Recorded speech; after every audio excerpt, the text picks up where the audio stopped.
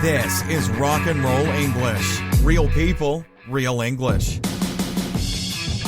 Hello everyone and welcome to another episode of Rock and Roll English. In today's episode, I speak to Dan the man about his trip to France. Or shall I say his voyage? I think that's how you say trip in French. I'm not sure. But I am sure that we speak about 10 facts about France that you probably didn't know. Actually, I'm not sure if there are 10. I lost count. But it's not important. The facts are crazy facts. And that's the only thing that is important. Anyway, in today's show, you will hear some more of my fantastic French, why Dan hates librarians, and there's also a fantastic idiom that involves an uncle called Bob. Happy listening. Dan the man, how are you today? I'm good, how are you? Yeah, not too bad. I suppose you feel better now. You have taken that weight off your shoulders. And what I'm talking about here is that you did the photo, which made everyone very pleased. You have now become a star. Yes, although my sister is threatening to show many more people. Okay, that's good to know. The word threaten as well is a nice bit of rock and roll vocabulary there, Dan. We use this word when you can hold something against someone. What I mean by that is Dan's sister now has the photo and she can say to Dan, look, Dan, if you don't, give me a present, I will show our uncle. Is that the situation, Dan? That's exactly the situation. And when I said at the beginning of the show, a weight off your shoulders, this is another nice expression. When you know you have to do something and you wait a long time, but when you do it, you are free. Do you feel free, Dan? Yeah, I do. Yeah. Without you hassling me to take the photo. Hassling, nice again, like disturbing me, bothering me. Okay, Dan. So if you're a free man, let's get going. So let's start with the review. As always, this one is from Michelou, and it's in Italian, but it just says recommended. He is actually a friend, and I asked him to do that. So, I do accept fake reviews. That's fine, but ideally, real reviews are good. So remember, if you leave a review, which would be very nice, send me a picture of it so I can see it, and then I will read it. Can I leave a review? Yeah, why not, Dan? Why not? It will be about you, okay? Please do. Okay, Dan, so we've spoken about this in a few other shows, but we know that you are moving to France. Is this right? Tomorrow. Wow. So I haven't packed one bit. Wow, that's rock and roll. Hasn't even packed his suitcase. Who needs a suitcase, Dan? Okay. Correct. So why are you going, Dan? Tell us. Just to mix things up a bit, really. Nice term there. Mix things up, to change things a little bit. Sounds to me, Dan, like you're running away from the problems in your life. No, you're the problem in my life. Look, Dan, I am your psychiatrist, okay? So let's just talk about your problems in life, okay? Let's try and resolve these problems together. I can't wait for this. So who are you staying with, Dan? Friends in Toulouse. Are you telling me you have other friends that... Well, that's unbelievable, isn't it? That don't include me? And they're quite nice to me as well. It's incredible. Wow, now it makes sense why you're going. Do you know much about France, Dan? Not much, no. Do you? I imagine you've done 5 minutes of research and you're going to impress me for the next 20 minutes. That's about right. I have done some research, but I know a lot about France, actually, because I have one French friend whose name is Laura. So if you're listening, Laura, hello. I always tell her she's my favourite French person, but she's the only French person that I know. But yeah, let's look at some facts about France, Dan. So, you can settle in a bit. A nice phrasal verb there as well. So you can adapt to the way of life. So it's the most popular tourist destination in the world. Did you know that? I had no idea. Is that true? Really? Yep. I looked on various things. It doesn't surprise me because you have always been the type of person to follow the crowd and do commercial things. So you're going to the most popular tourist destination in the world. What a surprise. Thank you. Cheers. Not like me, I come to a small place in Sicily. I'm a bit more underground, we say, which is the opposite to commercial. You lived in Rome for a few years, didn't you? Too commercial.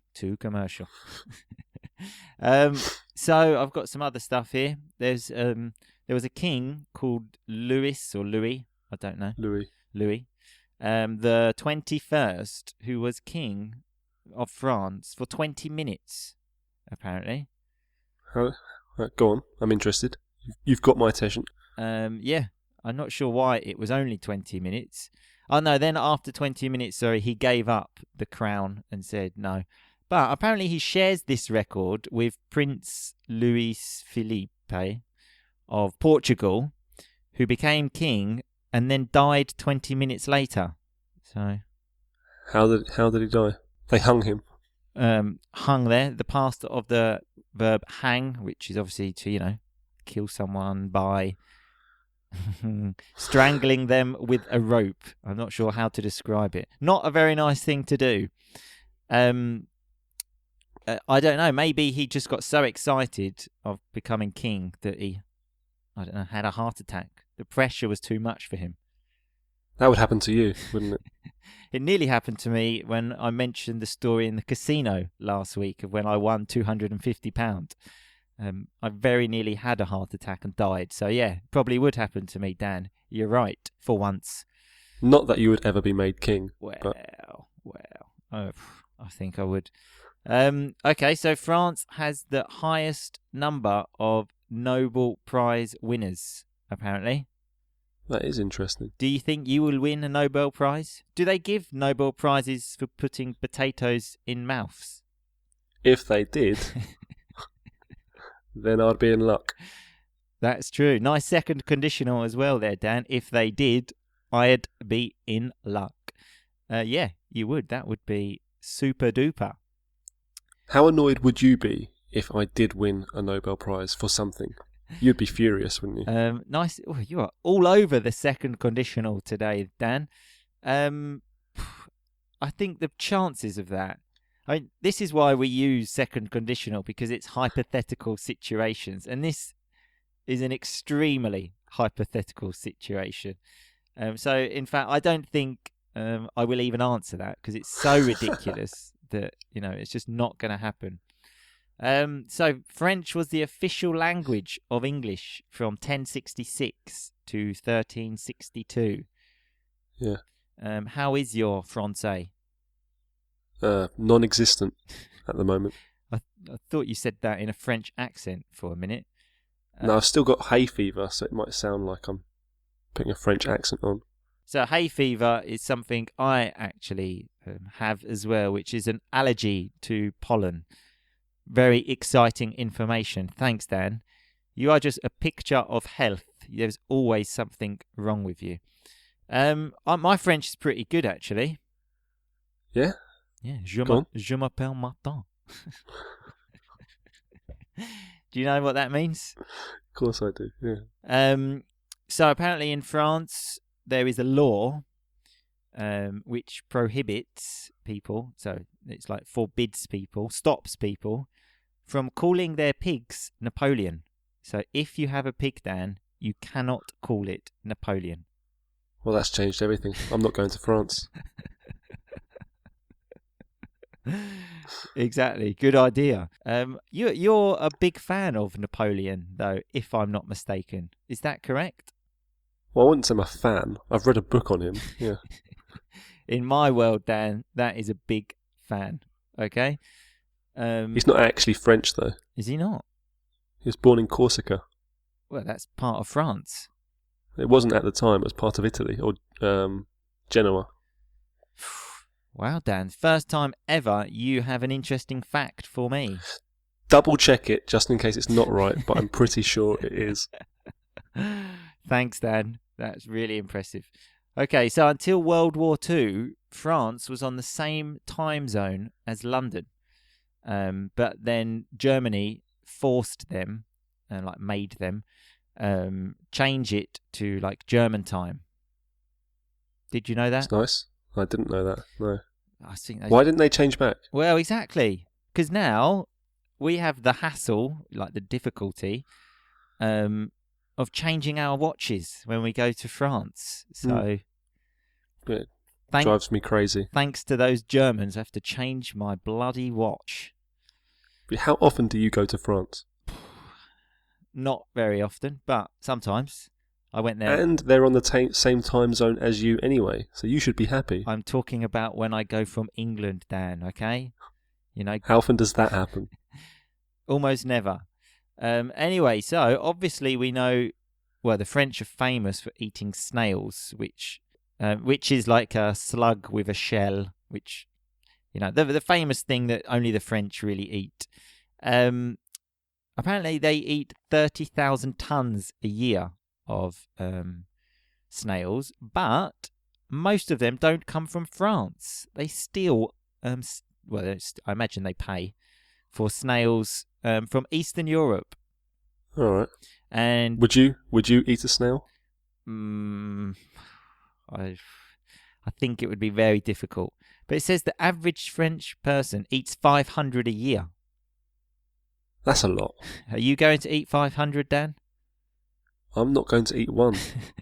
But I've got some other news for you. Apparently, if you are on a high-speed train in France and you have a snail with you, you need to buy a ticket for the snail. See, that's not even like one of those old laws, because trains are... Well, apparently this is in 2008. A French man was fined, so like he had to pay money, a financial penalty, for carrying snails on a train, and when he did not have a ticket for them. Is it a ticket per snail, or is it a ticket as a whole, as a collective? All of the snails. Good question, Dan. Maybe when you go to France, go to the train station and say to you would love that, wouldn't you? You would love it if I went there with a bag of snails. And go there with your snails, say, look, do I need a ticket for all of the snails or just one snail? I imagine that would be quite easy for you with your fantastic French, Dan. Exactly. Good news for you. Next one, Dan. It's a bit disgusting, but could be some good news for you. Because apparently in France, you can marry a dead person. That is great news. This could be your only possibility of getting married, Dan. It could be. Yeah. Is that actually true? Well, I've read this in various different stupid articles, but apparently you need permission from the French president first, okay? So call up the president. Well, I need to go and hang around some funerals first. Well, no, maybe check with the president first. Say, look, I'm never going to get married. I want to marry a dead person. And then, is it okay? Wait for the okay, and then, you know, Bob's your uncle. Which is a very nice expression that we use, which means everything will be fine. So in this situation, you know, call the president and everything will be fine. Bob's your uncle. I'll do that straight away. Okay, good. So obviously there's quite a lot of rivalry between England and France. Many people say the English hate the French. Some people say the French hate the English. So I looked at some reasons for this. I actually went to a forum, and I've got some nice comments from people. Steve Beercock, which is a strange name because one part of it is beer and the other part is cock, which you know is it's a good name. Is another word for penis. Anyway, it's a strong name. Very strong. Steve Beercock says, no, the English don't hate the French no more than they hate the Irish, the Scottish, the Germans, the Catholics, the atheists, politicians, and the Americans. He's got a point. Yeah, he has got a point. So I thought that was quite a nice comment from Steve Beercock. Basically, to say English people are miserable bastards and hate everyone. Obviously, Dan the Man and I are exceptions to this rule. Of course. And there was a comment from a girl in Sri Lanka who I don't want to try pronounce her name because I will just embarrass myself. She said the English don't hate anybody, they just look down on everybody. What do you think about that, Dan? That's a nasty comment. That's a nasty comment, yeah. The term look down on someone basically means that you think you are better than someone. You know, I will admit I look down on Dan. But, you know, do English people look down on everybody, Dan? I don't think so. Yeah, I agree. But, you know, there are some idiots, unfortunately. And then we have a comment from Jim, and who lives in Hull, which, you know, says everything about him. What does it say? So Hull is a very depressing place in the north of England. And he says, yes, I don't like the French because I had to study French at school.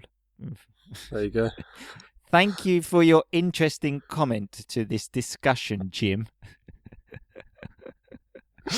A very valid point there. Yeah, I hate librarians because they force me to read. Exactly. Oh, one thing I must say, though, because we are speaking about France, was yesterday was the birthday of Eric Cantona.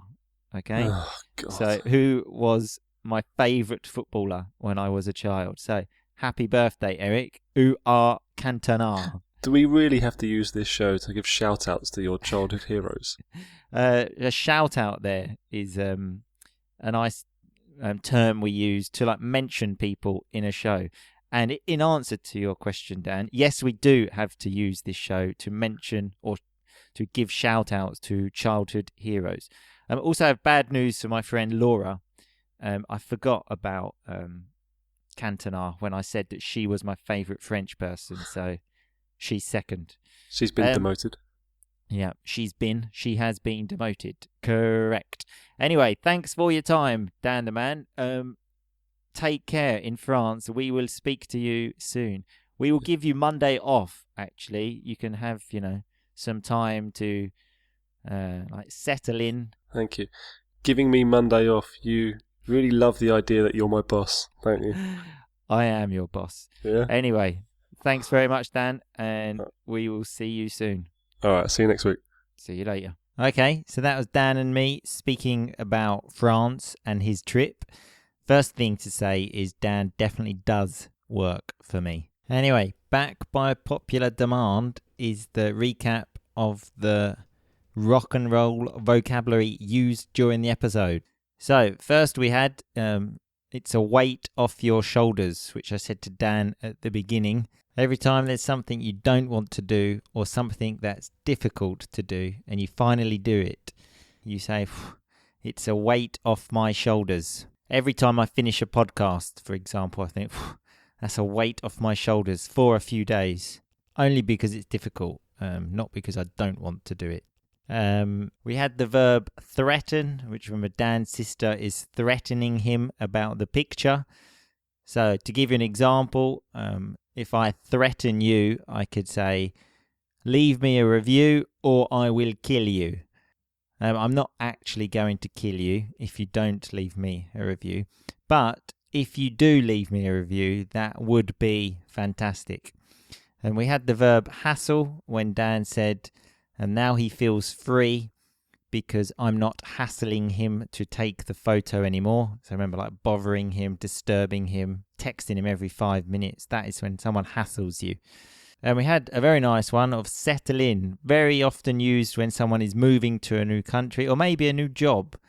At the beginning, to adapt and to get used to it, you have to settle in. We had the term underground. Obviously, we use that for the tube in London, but it's also another thing, like a slang way to say non-commercial. Remember, I said Dan was very commercial because he's moving to France, but I'm more underground because I live in Sicily.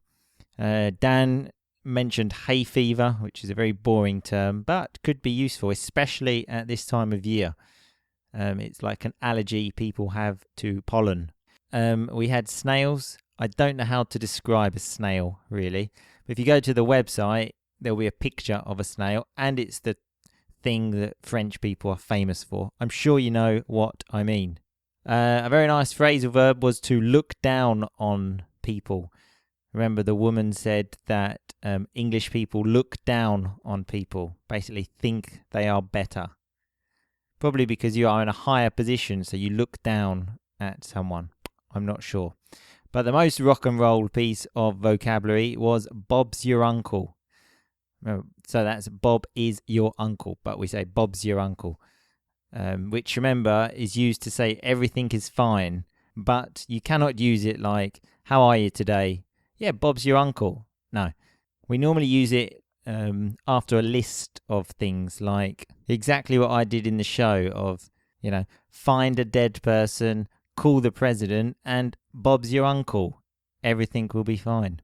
So yeah, as I said, at the end of a list of something.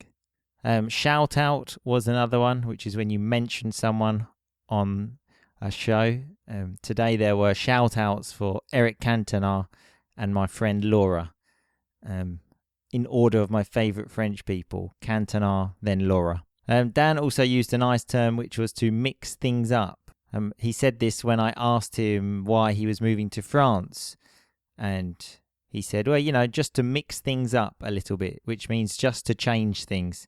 And speaking of mixing things up, next week, on Monday, Dan the Man will not be on the show because, as I said, he is settling in France. And I actually have a very important blogger about languages. So, he's an actual intelligent person. Unlike Dan and me, who are definitely not intelligent. Anyway, remember, all of the vocabulary is on the website, rockandrollenglish.com.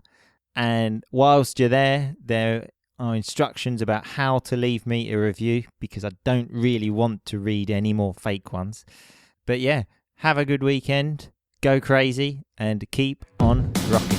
Thanks so much for listening to Rock and Roll English. For more great content and to stay up to date, visit rockandrollenglish.com and facebook.com/rockandrollenglish. We'll catch you next time.